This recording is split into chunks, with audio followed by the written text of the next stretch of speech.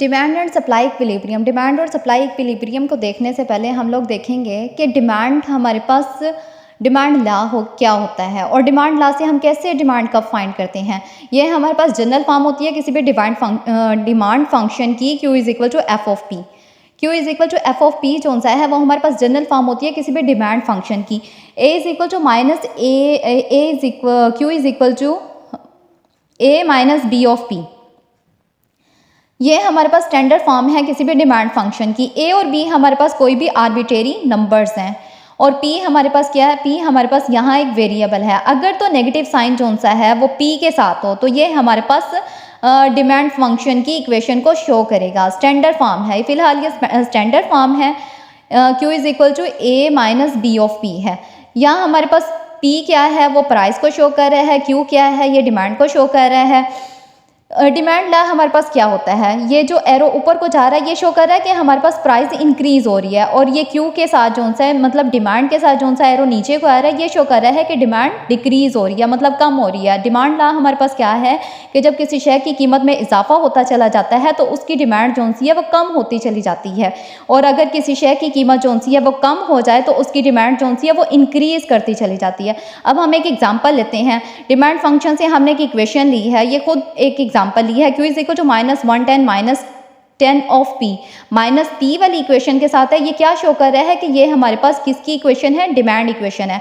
अब इसमें हम P की वैल्यूज जो सी हैं वो खुद से पुट करते जाएंगे और डिमांड की जो सी वैल्यूज हैं वो आती जाएंगी। इस इक्वेशन के अंदर हमने पुट करनी है, पहले 1 पुट करेंगे। जब हमने 1 पुट किया इस इक्वेशन के अंदर 110 माइनस 10 1 ऑफ हमारे पास क्या डिमांड आई, 100 डिमांड आई। जैसे ही हमने कीमत को बढ़ाया मतलब 2 कर दिया, 1 से 2 किया तो हमारे पास डिमांड क्या आई, 90 आई। मतलब डिमांड क्या हुआ, डिक्रीज हुई और हमारी प्राइस इंक्रीज होने से डिमांड क्या हुई है, डिक्रीज हुई है। अब हमने एक और बढ़ा दी, कीमत 3 कर दी, प्राइस 3 कर दी और इस इक्वेशन में पुट किया, उसे सोल्व करें तो फिर हमारे पास 80 आ रहा है मतलब पहले से भी कम होगी। अब किसी शेयर की डिमांड क्या है, पहले से भी जैसे जैसे कीमत बढ़ती जा रही है, जैसे जैसे कीमत बढ़ती जा रही है वैसे वैसे उसकी डिमांड क्या है, डिक्रीज होती जा रही है, कम होती जा रही है, लोग उसे पहले से कम खरीद रहे हैं। अब हम इस इक्वेशंस के थ्रू अब हम फाइंड करेंगे कि डिमांड कब कैसा दिखता है। इस साइड में हम लोग क्या, इस साइड पर हम P की वैल्यूज़ को शो करेंगे, इस साइड पर हम Q की वैल्यूज़ को शो करेंगे यानी डिमांड की वैल्यूज़ को शो करेंगे।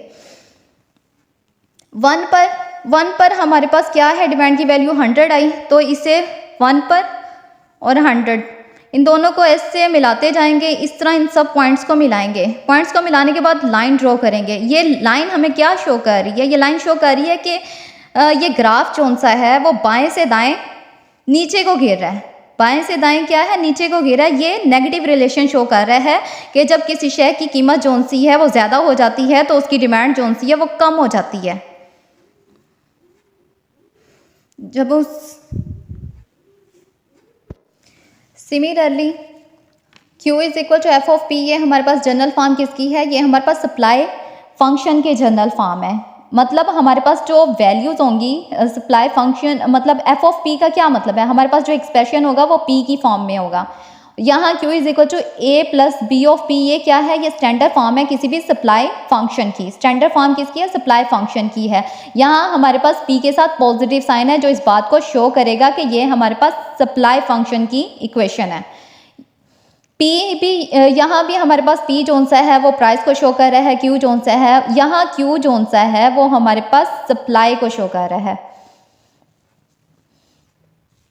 सप्लाई ला हमारे पास क्या होता है, सप्लाई ला हमारे पास ये होता है जब किसी शय की कीमत में इजाफा होता चला जाता है तो उसकी रसद मतलब उसकी सप्लाई भी बढ़ती चली जाती है, या अगर उसकी प्राइस जोन सी है वो कम हो जाती है किसी शय की तो उसकी सप्लाई जोन सी है वो भी कम हो जाती है।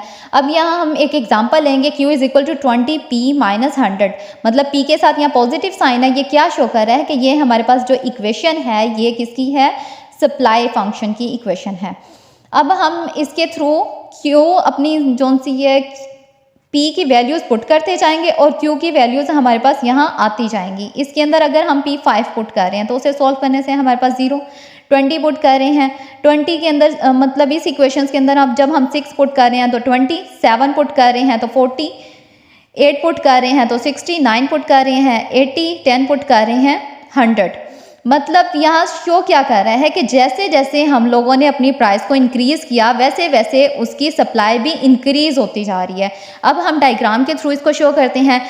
वर्टिकली हम प्राइस को शो करते हैं और हॉरिजॉन्टली हम सप्लाई या डिमांड इसको शो करते हैं। यहाँ हमारे पास क्या है, क्यू किसको शो कर रहा है, सप्लाई को शो कर रहा है।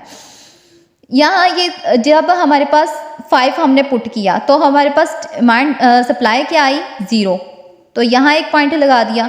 सिमिलरली जब हमने 6 पुट किया, 6 हमारे पास प्राइस है ना, 6 पुट किया तो हमारे पास डिमांड क्या आई, सप्लाई क्या आई, सॉरी 20। सिमिलरली 7 पुट किया तो हमारे पास 40 सप्लाई आई। ये इन सब पॉइंट्स को मिलाने से जो हमें कर्व हासिल होगा वो सप्लाई कर्व होगा। और ये क्या शो करता है, ये पॉजिटिव रिलेशन शो करता है कि जैसे जैसे किसी शेयर की कीमत बढ़ाते चले जाएं उसकी सप्लाई बढ़ती चली जाती है, और अगर किसी शेयर की कीमत को कम करते चले जाएं तो उसकी सप्लाई कम होती चली जाती है। ये हमारे पास सप्लाई लॉ है।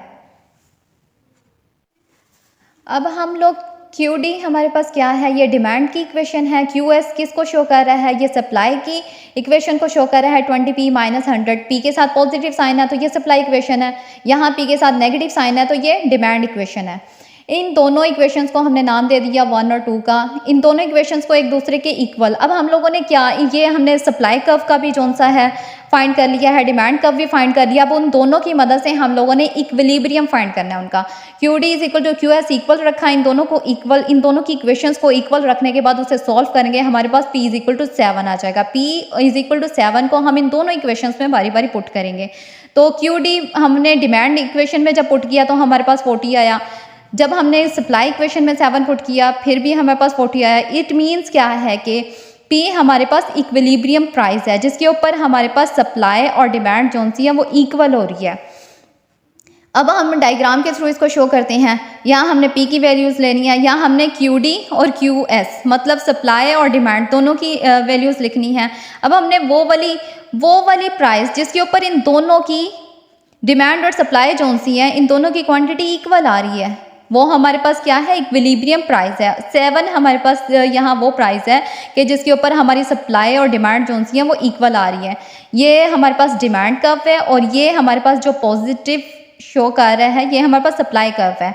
डिमांड कर्व जोन से है वो हमेशा नेगेटिवली स्लोप होगा, मतलब वो बाएं से दाएं नीचे गिरेगा, और जो सप्लाई कर्व होगा वो हमारे पास पॉजिटिव स्लोप होगा, वो बाएं से दाएं ऊपर की तरफ जाएगा।